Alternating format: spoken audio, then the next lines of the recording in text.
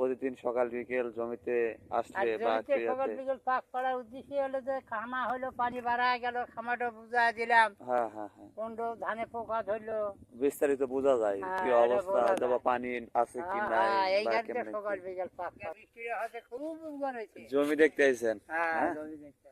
মানে টোটালি জমি উনি উনি দেখেন, উনি এই অবস্থা হয় প্রতিনিয়ত কিন্তু আপনার হচ্ছে জমির যে পরিমাণ খোঁজ খবর রাখে। হ্যাঁ, হ্যাঁ, এটা তো কিন্তু আমাদের প্রত্যেকেরই আপনার হচ্ছে মানে নিয়ম যে প্রতিদিন আসলে জমিতে কি হইতেছে বা কি পরিমাণ কি। হ্যাঁ, সকাল বিকেল পাক করা নাগে। তাছাড়া রোগ ব্যাধি ও রোগ যে কোনো ব্যাধি পড়তে পরে আক্রমণ ঘাস হয়। তো থাকলো, ঘাস তো তুলে দেওয়া নাগে। তাও কয় কিলো রান করে আসছেন? তাও এই নিয়ে 2 কিলোর মতো হবো। Up 4 down, kilo. Up down 4 kilo হয়ে যায় না? 4 কিলো হয়। 4 কিলোর অবস্থা এভাবে হাঁটে, মাঠের রাস্তায় তো কোনো গাড়ি নাই, না, এভাবে হাঁটে এসে আপনার মনে করেন যে অনেকটা ক্লান্ত মনে হলেও যখন ফসলটা উৎপাদন হয় তখন মুখে এমন হাসি লাগে, হাসি লাগে। তাই না? এখন এই যে সবুজ রং হয়েছে, খুব ভালো চতুর্দিকে লাগছে। চতুর্দিকে। হ্যাঁ, মাঠে সবুজ রং।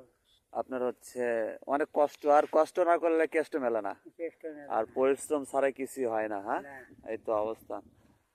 তো যাই হোক, আপনি সকাল বিকাল যে এতটুকু ইয়া করেন, আপনার সাথে মাঝে মধ্যে আমার দেখা হয়। হ্যাঁ। মাঝে মধ্যে দেখা হয়, কারণ আপনার মতো এখনো অনেক চাষি আছে যারা স্বাবলম্বী হওয়ার এখনো চিন্তা ভাবনা আছে।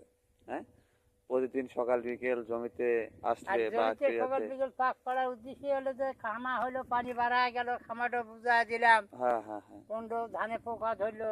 বিস্তারিত বোঝা যায় কি হ্যাঁ, এটা অবস্থা, বোঝা অথবা যায়। পানি আছে কি হ্যাঁ নাই হ্যাঁ, এই বা গাড়িটা কেমনে কি। সকাল বিকেল পাক করা।